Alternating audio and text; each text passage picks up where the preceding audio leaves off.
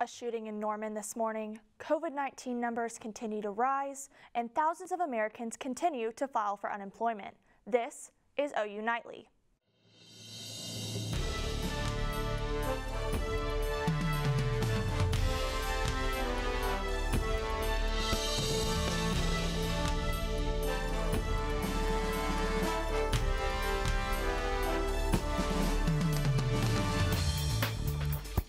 Hello, thanks for joining us for OU Nightly. I'm Haley Weger. And I'm Shannon Ehrhardt. We begin with the story of a shooting in the heart of Norman last night. Police say it all started when a man heard someone outside his home around 2 a.m. Officers say he found a teenager in the car in his driveway near the intersection of Flood and Boyd Streets in Norman. That's when the suspect took off and the man chased him. Police says both were armed with handguns, and during the chase, the suspect fired at the man, hitting him. The man also returned fire as well. Detectives say both of them were taken to the hospital and later released. The 17-year-old suspect is now in custody at the Cleveland County Jail. COVID-19 has wreaked havoc on employment rates in the U.S. A historically high number of Americans have filed for unemployment benefits. The Department of Labor saw 898,000 new jobless claims last week. These number of claims are far less than the peak in March, but reverses progress made in weeks prior. Economists say there are far more unemployment claims than they predicted. On top of this, more than 372,000 Americans applied for pandemic unemployment assistance. COVID cases and high interest in the presidential election have a record number of Americans taking part in early voting. Grace Whitten joins us in the News Center with that story and other national headlines. Thanks, Shannon. 4 states have already set records less than 3 weeks before the election date. Georgia, Texas, Ohio, and Illinois have already outpaced the voter turnout in 2016. But the high amount of voters doesn't come without a cost. Voters in Georgia said that the line to vote lasted nearly 10 hours on the first day early voting opened. The U.S. Elections Project says almost 14 million people have already voted. Compared to this time 4 years ago, the ballots were around 1 million. The Senate Judiciary Committee has officially set a date for a vote to approve Judge Amy Coney Barrett's nomination. This decision came after the 4th day of Barrett's confirmation hearings ended. Democratic senators tried to delay the proceedings indefinitely, saying that the rush of Barrett's nomination so close to the election is inappropriate. Republicans voted down the attempted delay, saying that the process is upheld by the Constitution. On October 22nd, the Judiciary Committee will officially vote, allowing Barrett's confirmation to follow by the end of the month. President Donald Trump and former Vice President Joe Biden will participate in separate town halls tonight. The events will take the place of what should have been the second presidential debate, but was canceled after Trump rejected a virtual format. Biden is scheduled to appear in an ABC News town hall, while Trump with NBC. The town halls will be at the same time, starting at 7 p.m. here in Oklahoma. There is still a presidential debate on the calendar, scheduled for October 22nd. And Vice Presidential candidate Kamala Harris has suspended travel plans for the next few days after one of her staffers tested positive for COVID-19. Shannon. COVID concerns are on the top of our minds here in Oklahoma. The rising positive cases have now brought the 7-day average to its highest ever. The Oklahoma State Department of Health reports more than 1,000 new cases since yesterday. This brings the total active cases to almost 14,000. The state also says there have been 11 new deaths, bringing the death toll to 1,143. The city of Norman reports 34 new cases today, bringing the number of active cases to 430. The University of Oklahoma's tracking system runs a day behind city and state numbers. As of yesterday, OU reported one of the highest numbers of students and staff in isolation, 402. 402, that number, there are 93 new positive cases, and the rest of the people are in quarantine due to exposure to a positive person or because they have COVID symptoms and are waiting on their test results. We all know COVID-19 is the reason OU will move to online classes after Thanksgiving break, and that's because some students will be flying home, going through crowded airports. OU Nightly's Claire Easley explains how to fly safely in a pandemic. People seem to be looking forward to the holidays now more than ever with COVID-19. But how worried should we be to travel to Thanksgiving destinations during coronavirus? I'm not really worried about it because everyone wears their masks, like they clean the planes really well. The Department of Defense partnered with United Airlines to conduct a study of exposure to passengers while flying on a plane. 300 tests, a little over 6 months, and one mannequin later, they found that the risk is virtually non-existent when masks are worn. The test assumed the flight was completely full and discovered 99.99% of those particles left the interior of the aircraft within 6 minutes. Although these studies seem promising, Oklahoma is at a new peak in the pandemic, seeing just under 1,200 new cases a day. Dr. Bratzler is the chief COVID officer at the University of Oklahoma, and he recommends students to wear their masks, get tested before going home, and assume that anyone you come into contact with could be infected.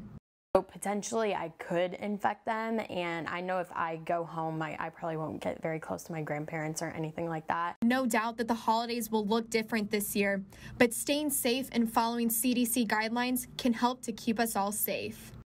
If you are traveling by plane, make sure to check the airline's website for precautionary measures and procedures before your flight. And you know, it was a chilly start to our day today. The question is, will this cooler weather stick around? Colton Williams has a look at our weather right now. Colton? Yeah, guys, so we had a warmer day yesterday. We were much warmer than our, sort of fall-like temperatures on yesterday. But then today here in Norman, we're sitting 21 degrees cooler than we were at this time yesterday.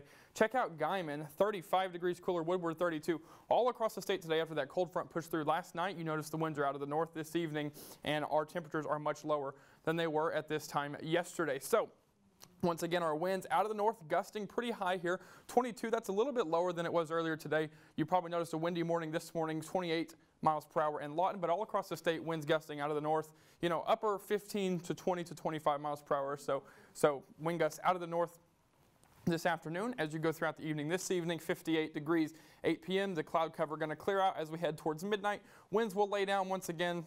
50 degrees by midnight this evening. So really you need to grab your jacket if you're headed out, but otherwise stay inside. And yeah, we've got a cold front coming up and a windy weekend, and it's dry. We'll talk about all that coming up in the full forecast. Shannon, back to you. Thanks, Colton. A new look at Norman's water questions its quality. We'll check the safety of drinking tap water without a filter. And it's no secret that COVID-19 has been causing stress, but it could be causing more serious health problems. Learn more straight ahead on OU Nightly.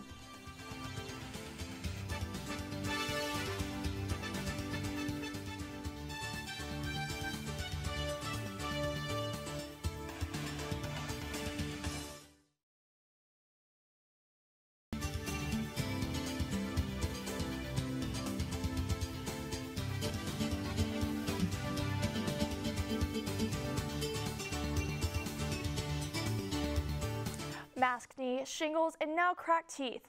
All the things COVID-19 is causing. Dentists in Norman are seeing a rise in cracked teeth. Lindsey Gibbs tells us more about this condition in Health Report. Hi, Haley. Here in Norman, students are more stressed than ever, not only with midterms, but a pandemic. Crunching, chewing, and grinding your teeth may be a habit developed during quarantine. There's been times where I've had to go to the dentist and refill a sealant they put on my teeth from chewing ice, but it's a habit that I really can't break. The American Dental Association found an increase of patients clenching their jaw or chewing on ice when dealing with anxiety brought on by COVID. And dentist Sarah Spurlock says the chewing is chipping your teeth. What we're experiencing now collectively is increased stress. And so with that increased stress, often patients are grinding or clenching more, and that's putting more fractures in their teeth. If you're having sensitivity in your teeth from eating or drinking cold foods like ice cream, you might have a crack in your tooth. Temperature change can be associated with that, or temperature pain with hot or cold. But the big hallmark one is pain with chewing or pain with biting. And to make matters worse, added fears surround going to the dentist amidst a pandemic. Dentists are interacting with so many different people, right? In that close contact of, from fixing their teeth in their mouth and everything. It's a little fearful for me.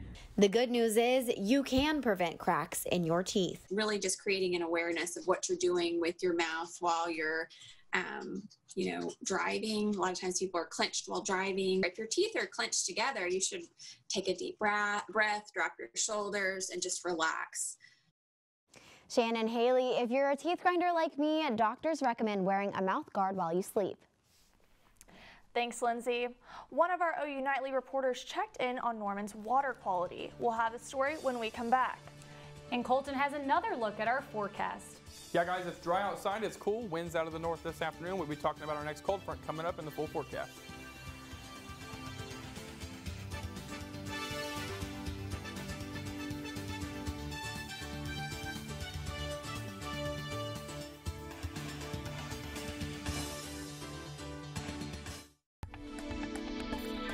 All right, welcome back to OU Nightly. I'm Colton Williams. Thanks for joining us on this Thursday afternoon. We're taking a live look now at downtown Oklahoma City. A few high clouds up here across the central portion of Oklahoma today, but all in all, it's been a pretty gorgeous day.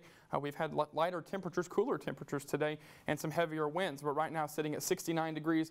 Like I said, partly cloudy, winds out of north-northeast. Those are continuing to light down.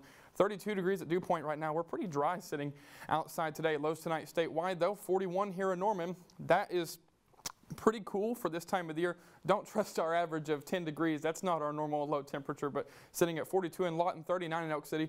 Guyman, close to freezing this evening overnight, in Miami, just a little bit closer. But let's talk about what's going to be happening over the next couple of days here. So this is that cold front that raced through last night that brought us cooler temperatures and winds out of the north today. But then as we head throughout the next couple of days, you see some cooler temperatures, mild temperatures tomorrow. But then as we get ready for Saturday, look at this, a cold front, big time cold air mass sitting in Kansas and Nebraska. Head throughout the evening, overnight into Saturday. It's going to cool down on Sunday, 48 degrees Sunday afternoon. And then that's going to bring more northerly winds. So winds out of the north Friday afternoon. We get into Saturday, though. They'll be back out of the south, much windier on Saturday, 25 miles per hour here in Norman. But then as we head back into Sunday, you can see this cold front. Here we go. Overnight, you see a very stout line, fast north winds behind it, slower southerly winds in front of it. And as that pushes through, we'll have fast northerly winds here in central Oklahoma as we head into this weekend. So talking about high tomorrow, 67 here in central Oklahoma, heading into Saturday, getting back up into the lower 70s, and then on Sunday that cold front is going to push through. And yeah, so as we head into tomorrow, 69 degrees. As we head into this weekend, once again, cooler temperatures, 77 by Tuesday. Girls, back to you. Thanks, Colton. A filtration company is questioning the city of Norman's water quality. OU Nightly's Thomas Schmidt reports how safe Norman's water is to drink. Arsenic and chromium-6. One is regulated by the EPA and one is not. Looking at Norman's latest Consumer Confidence Water Report, some chemical levels appear to jump off the page. Should you throw your water down the sink? The arsenic levels in Norman's drinking water were as high as 14.4 parts per billion. The maximum contaminant level is just 10. Norman would appear to be over the limit, and HydroVive says the same. Obviously, it's above EPA's maximum contaminant level threshold, and therefore Norman is in violation of the Safe Drinking Water Act. But Norman says that the water is actually below the MCL because the report shows the running average of 4 tests, not the amount from a single test. And that 14 then goes along with 3 other data points to give a running annual average of what comes off that well. And that's what the EPA looks at for deciding whether or not you've exceeded a limit. Another chemical that is currently being investigated by the EPA is chromium-6, which occurs naturally in Norman's water. Chromium-6 is a known carcinogen when inhaled, but the effects of ingesting it through drinking water are still unknown. At 34 parts per million, Norman has the highest levels of chromium in the country. The current MCL stands at 100 parts per million, so Norman sits well below that number, but HydroVive argues that there's still too much unknown. EPA isn't really using the best available science, so we at HydroVive prefer to err on the side of caution with this, just because there's so much unknown, and just because it's not regulated doesn't necessarily mean that it's not harmful. What the report has discovered is that once chromium-6 makes it to the acidic stomach, it is converted to an essential vitamin known as chromium-3. They're trying to figure out how much would have to be in the water to overwhelm a person's stomach that it would get on into your digestive system. So is Norman's water safe for you to drink? The short answer is yes, it is. But if you still have concerns about the quality in your house, go out and buy yourself a good water filter like this. Thomas Schmidt, OU Nightly. The Water Treatment Division recently underwent renovations to their facilities, adding UV treatment and chlorine to their tool belts. The Sooners are on a bye week, but Sydney Baulier joins us with other college football news. Sydney? That's right. When we come back, I'll catch you up with all Nick Saban news and also the historic Dodgers win last night. Stay tuned. Sports is next.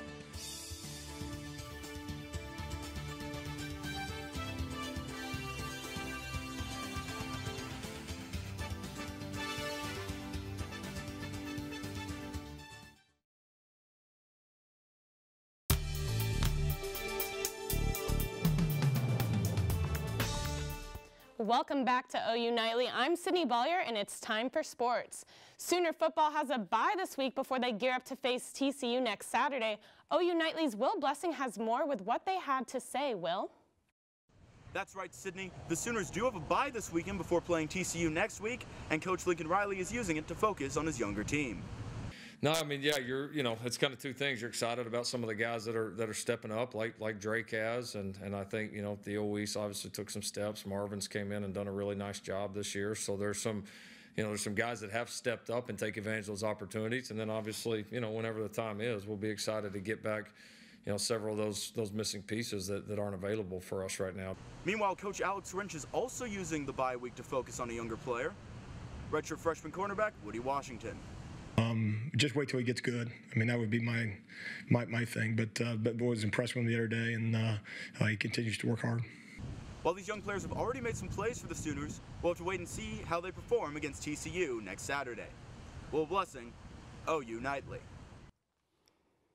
Yesterday, Alabama head coach Nick Saban announced that he tested positive for COVID-19 alongside Alabama Athletics Director Greg Brine.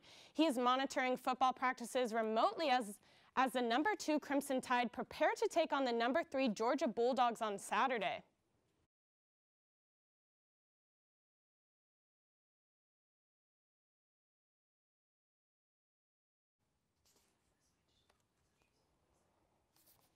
Sorry about that technical difficulty. And the Coastal Carolina Chanticleers stay undefeated and pull out the upset over the Louisiana Ragin' Cajuns last night. A field goal with 4 seconds left pulled the Chanticleers ahead to secure the 30-27 win. The win is historic for the young team as it was their first win over a top 25 nationally ranked program. And Sooners basketball is back. Well, not really, but Brady Manick is back rocking the Larry Bird look, and I wouldn't miss an opportunity to share that. Check out what Brady Manick had to say about getting old and gearing up for his latest season as a Sooner. It just feels like yesterday I was moving into Headington, just a really fast career, but I mean, you look back on it, we've done a lot of things here at OU the last 3 years, and I'm just ready for this season to play out and see how it ends up. And Game 5 of the ALCS is just now underway with the Rays currently leading the Astros in the series 3-1. The Astros were able to escape elimination last night and force a Game 5 thanks to Zach Greinke carrying a strong pitching game for the Astros through 6 innings. The Astros start off with rookie Luis Garcia on the mound making his playoff debut. And following the Rays and Astros, the Dodgers and Braves will battle it out in Atlanta for Game 4 of the NLCS. However, we will see if the game can top last night's historic Dodger win in Game 3. Dodgers manager Dave Roberts said he sensed a good vibe going into Game 3, and he sure wasn't kidding. Not 1, not 2, not 3, but 11 home runs in the first inning. The Dodgers took the Braves 15-3 in the end. Well, I'm out of time, but we will see you back here tomorrow for Big Friday Sports. Shannon and Haley, back to you. Well, thanks for that, Sydney. I have to tell you, that game last night, wow. 15 runs, 11 in the first inning, but also want to update you, the Astros are winning 1-0. What do you have to say about that? Well, Houston is my hometown, so I'm really happy to hear that.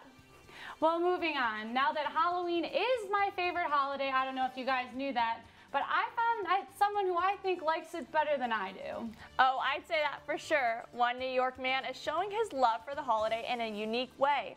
Learn more about what he's doing after the break.